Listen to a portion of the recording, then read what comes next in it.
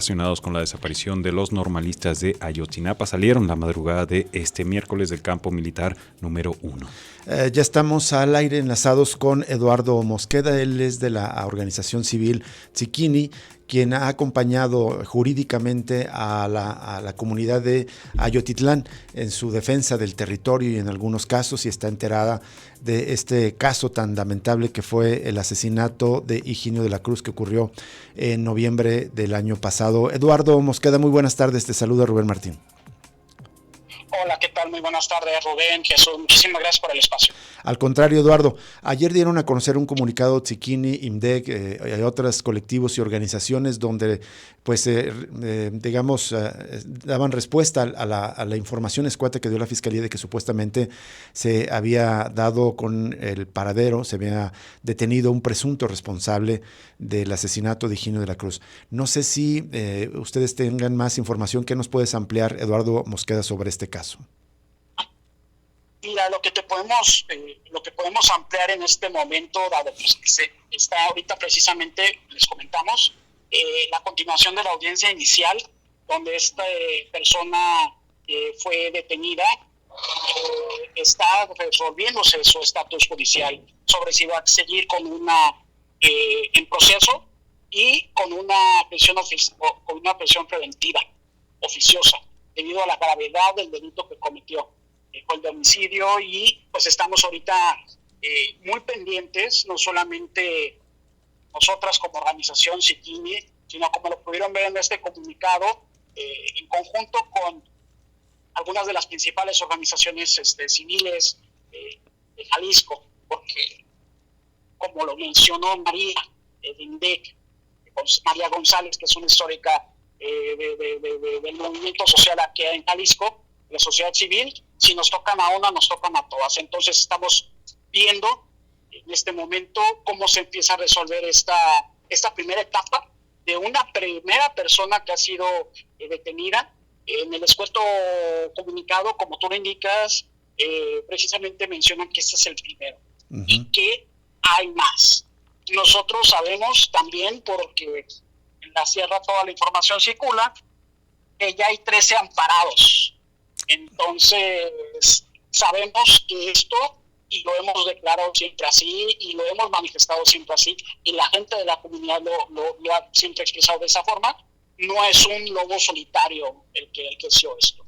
Hubo participación del Estado, hubo participación de muchas personas en este crimen que nos lastima a todas, no solamente como organización que trabajamos con ella, sino también toda la región. Entonces, en esta audiencia ya se dio como un hecho que este presunto detenido, bueno, no presunto detenido, sino este detenido, el presunto responsable, va a tener prisión preventiva oficiosa. ¿Esto ya es un hecho? Es lo que se está resolviendo precisamente el día de hoy, durante esta audiencia inicial.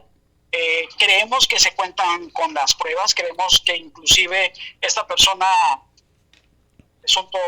uno de los presuntos responsables, nosotros lo tenemos bien ubicado. Toda la gente lo tiene bien ubicado en las montañas, en la sierra, en Ayotitlán, y sabemos que es uno de los que ha ejercido la violencia contra toda la comunidad y contra las personas que resisten contra la megaminería, contra la minería ilegal y contra el extractivismo y la violencia. Entonces, Eduardo, para ustedes, quienes de la comunidad, especialmente quienes radican, los pobladores de la comunidad de Ayotitlán y quienes los acompañan, ¿ya conocían a este sujeto que fue detenido? Sí, es un excomisariado ejidal. No les es ajeno, es un excomisariado ejidal, eso es. ¿Y qué nos puedes decir de los otros 13 amparados? ¿Quiénes son? Bueno, no podemos adelantar mucho hasta el momento, pero son personas que funcionan precisamente de enlace entre un extractivismo voraz, sangriento, y pues manzanas podridas al interior de la comunidad. ¿Se encuentra amparado el presidente municipal de Cuautitlán de García Barragán? Él en este momento no te puedo decir esa situación. Te pregunto esto porque pues la información que se dio a conocer en un principio, primero reportando la desaparición y después confirmando el asesinato de Higinio de la Cruz, se habló de que fue citado por el presidente municipal de Cuautitlán de García Barragán. Acudió Higinio de la Cruz a esta cita en la alcaldía y fue sacado por la fuerza de la misma presidencia municipal y el día siguiente encontrado muerto. Es decir, hay presunción de que se trató de una desaparición forzada. Nosotros, y por todas las fuentes que nos lo confirman, nosotras todavía lo sostenemos. Nosotras lo sostenemos o participación de agentes del Estado. Y siempre vamos a empujar por esa vía. Eso es. Esto es importante mencionarlo. Cayó una persona, es parte de la comunidad, un excomisariado, fue detenida, pero es importante mencionar, tal y como lo hacemos en nuestro comunicado, que caigan los responsables intelectuales. Exactamente. Y esos son participantes que vienen desde el Estado, que permiten inclusive ese extractivismo y también los que ejercen ese extractivismo. Bien. Como nos decían hace poco, hemos estado en comunicación también con otros casos alrededor del país, cercanos de la región, y siempre lo hemos manifestado, no podemos solamente permitir que el eslabón más débil, aunque suene grande, aunque sea importante, como es un comisario ejidal, sea el único responsable. Esto es una cadena que va más amplia, y por eso, junto con colegas de otras partes del mundo y de México, en este tipo de casos en particular, alegamos que esto se debe de tomar como un macroproceso. Bien. Estamos en un entorno de macrocriminalidad. Te paso a mi compañero Jesús Estrada, Eduardo. ¿Qué tal, Eduardo? Gracias por la información, Eduardo. Justo quería preguntarte, en este contexto de macrocriminalidad, de impunidad, ¿tú crees que sea posible que efectivamente a partir del caso de Higinio Trinidad se desarticulen las redes de complicidad, de corrupción que participan en esto? Fíjate, justo el día de hoy que estamos hablando y que en el contexto de esta detención y de lo que se está planteando por parte de esta red de la que formamos parte, hoy justo se está hablando, se acaba de llevar a cabo el examen periódico universal, en donde México sale reprobado en todo aspecto. Y con base en muchos de los errores que se han cometido en materia de protección de personas defensoras de los derechos humanos, pueblos indígenas, periodistas, nos toca construir precisamente las políticas públicas necesarias para que no solamente lo de Higinio, sino en varias otras partes del país, porque no recuerdo exactamente si con ustedes se llegó a tocar esta situación, pero lo que pasa, donde participan capitales transnacionales, gobiernos corruptos locales y crimen organizado, no solamente pasa en Ayotitlán, claro, pasa en Chiapas, pasa en Oaxaca, Michoacán, pasa en Yucatán, pasa en Chihuahua, pasa en todo el país. Este modelo no es desconocido para el Estado mexicano, y ese modelo debe de ser combatido de manera efectiva. Bien. Eduardo, otra parte de preguntas. Una es, esa persona detenida o las 13 que se ampararon, ¿alguna de ellas son las que fueron señaladas de haber emitido amenazas antes de la desaparición de Higinio Trinidad? Son algunos de ellos, sí. Algunos de ellos. Ok. Y preguntarte también, ¿qué ambiente hay en la comunidad justo, digamos, desde el 25 de noviembre, que fue cuando se reportó la desaparición de Higinio Trinidad, a la fecha? ¿Hay temor, preocupación? ¿Cuál es el ambiente allá en Ayotitlán? Como se podrán imaginar ustedes y la audiencia que nos escucha, es una combinación de sentimientos fuertes, ¿no? Por un lado, muchas personas en la comunidad se sienten animadas por lo que sucedió el jueves pasado, que fue esta detención. Esperan que sea la primera acción de muchas. En ese sentido también nosotros en el comunicado, por eso reconocemos, pero también reconocemos la labor en este momento de la Fiscalía, pero también mencionamos que es solamente el primer pasito en todo lo que es necesario para que la comunidad vuelva a tener paz y conozca la justicia. Muy bien. Eduardo, también sí, el sentimiento que tienen en la actualidad es de un acoso muy fuerte. Personas conocidas como líderes, gran parte de la comunidad siguen siendo acosadas y siguen sintiendo el estado de sitio por parte el crimen organizado en su comunidad y en sus casas. ¿Cómo se manifiesta? Les puedo mencionar sí, que se han metido a casas de algunas de las personas defensoras del territorio.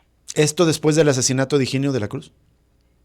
Exactamente. O sea, nosotros hemos constantemente reportado esto a las autoridades del Estado mexicano como mecanismo. Los compañeros, por ejemplo, siguen también reportando esto porque también tienen los teléfonos de alto nivel. Y lo que, por ejemplo, en el caso de Guardia Nacional, lo que mencionan es, oye, pues es que esta semana estamos haciendo monitoría en otro sitio.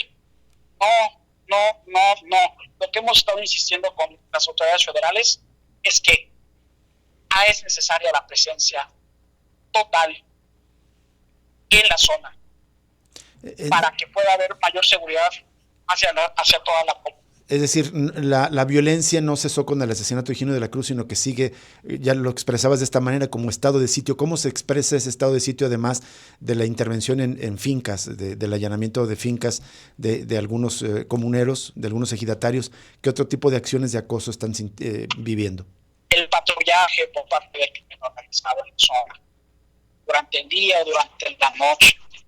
Y también, pues, actitudes violentas como me lo acaban de reportar ayer, tirar balazos afuera de las casas de ciertas personas, ¿no? Son identificadas como violentos. ¿Todos es crimen organizado o hay algunos otros comuneros que, digamos, vinculados a los intereses de la minera, los que participan? ¿Quiénes son? Está capturado. Ajá. Están capturados. Como mencioné, no recuerdo si en la entrevista con ustedes o con algún otro de los medios, es importante también mencionar, aún las personas que dentro de la comunidad han sido capturadas, y esto también es importante tenerlo en cuenta para la construcción de las políticas públicas necesarias para tener al país en paz, son víctimas de este sistema de corruptor que los captura. Así es. Eduardo Mosqueda, finalmente, ¿qué demandarían la propia comunidad y las organizaciones que los acompañan para que llegara la justicia a Cuautitlán, específicamente a Yotitlán, que ha padecido históricamente altísimas tasas de violencia? Precisamente que esto se tome en cuenta como un macroproceso desde el punto de vista de lo penal criminal, para que se tome en cuenta un análisis holístico del contexto y que se determine todos los autores participantes, pero principalmente los que tienen capturado al Estado y a los que tienen capturado a la comunidad. Y esos no solamente son excomisariados, esos son el último en el tablero. Eso es. Sino los que están hasta adelante, hasta arriba, tomando las decisiones. Muy bien. Eduardo. Y un proceso también en donde las personas puedan, con base en la autodeterminación y con base en toda la información, tomar las decisiones de qué es lo que quieren como comunidad para desarrollo. ¿Quieren la mina? ¿No la quieren? Claro. Eso no se ha discutido. Exactamente. Nunca se los han permitido. Es un asunto de la mayor importancia. Eduardo Mosqueda, te agradecemos que nos hayas tomado la llamada en este momento y, si nos permite, seguimos en contacto con ustedes para dar seguimiento a este asunto tan relevante. Muchísimas gracias por el espacio y por el seguimiento. Al contrario. Un abrazo. Igualmente para ti, Eduardo Mosqueda, de la organización Tziquini, que acompaña legalmente a la comunidad de Cuautitlán, perdón, de Ayotitlán, en el municipio de Cuautitlán de García Barragán.